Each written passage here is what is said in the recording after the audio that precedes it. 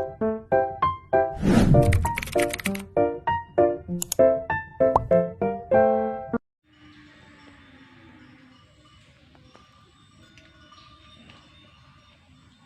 teman-teman, Assalamualaikum warahmatullahi wabarakatuh.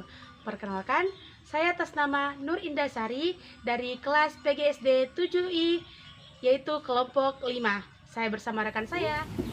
Perkenalkan, saya atas nama John Ibrahim dari kelas PGSD IPS A. Nah, teman-teman, hari ini kami akan melakukan pemaparan materi mengenai Indonesiaku kaya hayatinya. Tentunya kita perlu bertanya-tanya, sebenarnya apa saja sih keanekaragaman hayati yang ada di Sulawesi Selatan itu sendiri? Mari cari tahu. Teman-teman, tentunya kita harus mengetahui bahwa Indonesia terbagi menjadi 3 wilayah. Yang pertama adalah Indonesia bagian barat, yang kedua adalah Indonesia bagian tengah, dan yang ketiga adalah Indonesia bagian timur. Nah, terdapat beberapa flora yang ada di Indonesia terbagi menjadi beberapa wilayah. Yang pertama, flora di Indonesia Barat, karena curah hujannya yang sangat tinggi, maka di sana ditumbuhi oleh berbagai flora seperti pohon jati ataupun pohon rotan yang dimanfaatkan tentunya untuk pertukangan. Kemudian yang kedua adalah flora di Indonesia bagian tengah. Flora di bagian tengah ini karena hujannya cukup rendah, curah hujannya cukup rendah sehingga menimbulkan atau menghasilkan tanaman seperti anggrek, cengkeh, pala, dan lain sebagainya. Tidak lupa juga loh, flora di Indonesia bagian timur tentunya juga ada yang namanya pohon jati, matoa, dan juga pohon sagu. Tercatat sekitar 70 jenis flora yang ada di Sulawesi Selatan tentunya. Nah, kita akan membahas mengenai lingkungan kita sendiri. Nah, itu pun berdasarkan dari hasil riset selama ini.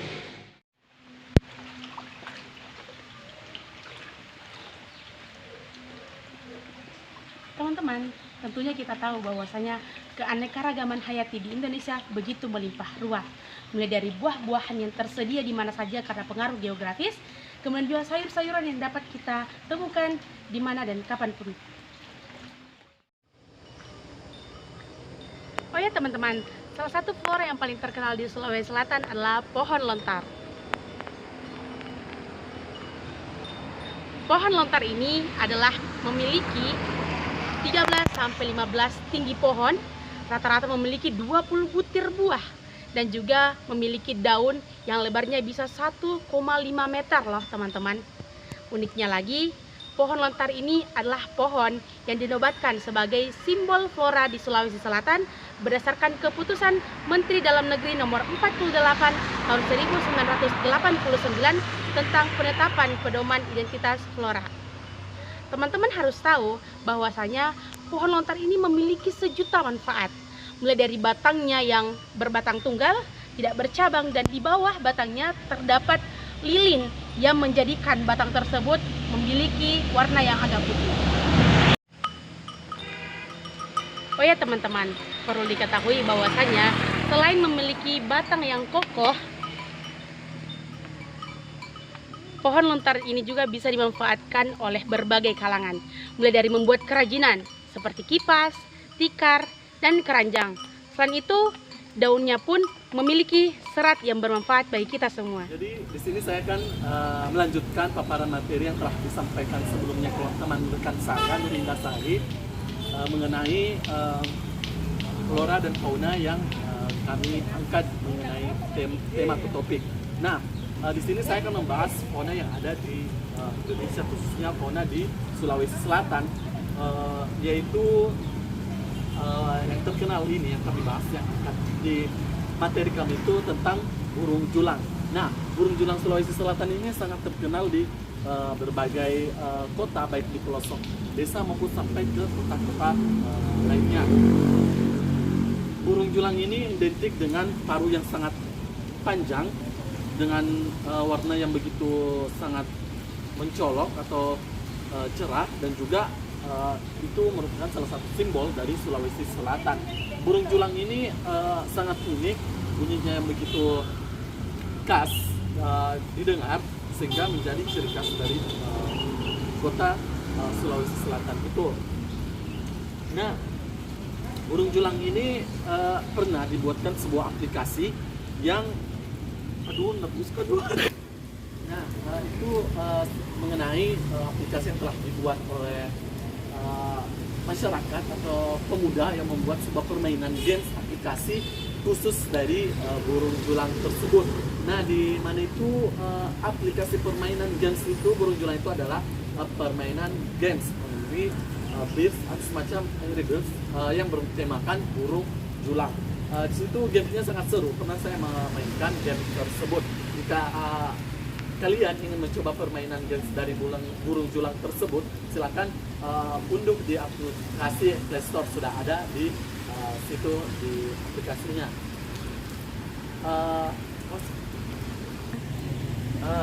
Baik, itu sedikit penjelasan mengenai burung julang yang kami angkat di materi kami.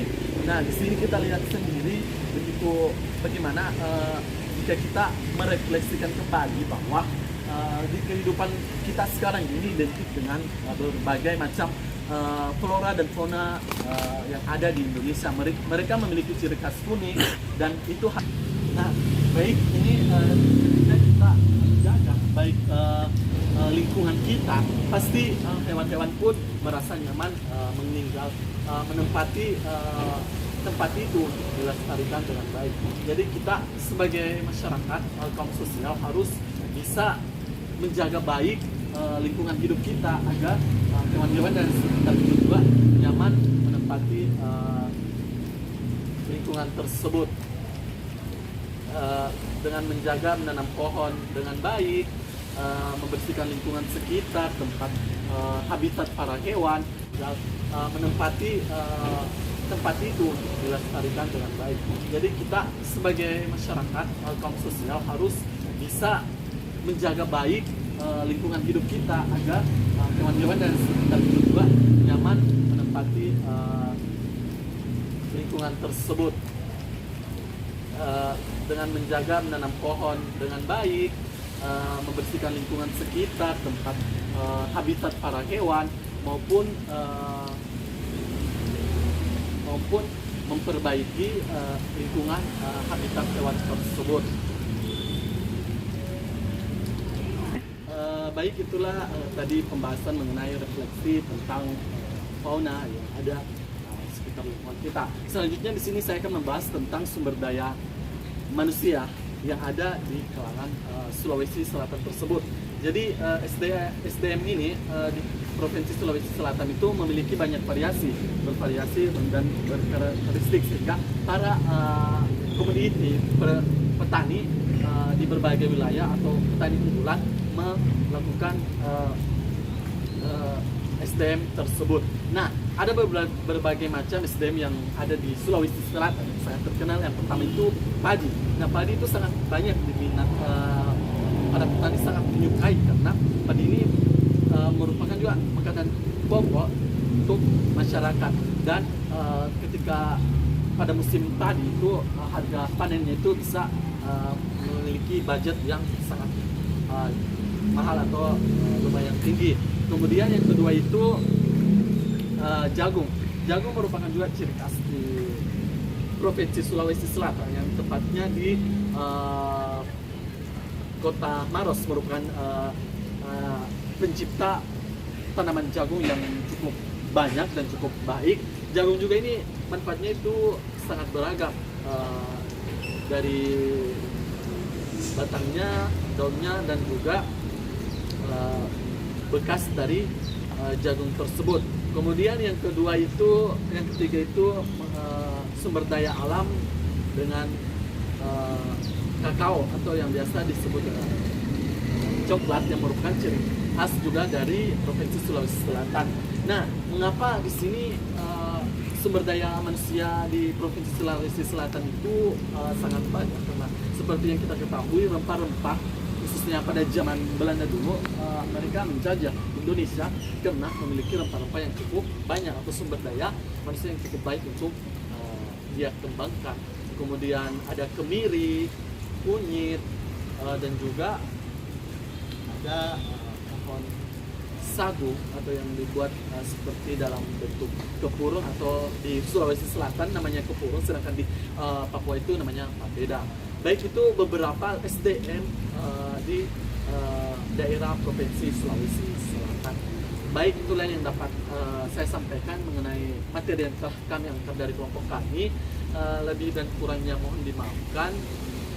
Dengan ucapan billahi bisa bilhaq, wassalamualaikum warahmatullahi wabarakatuh.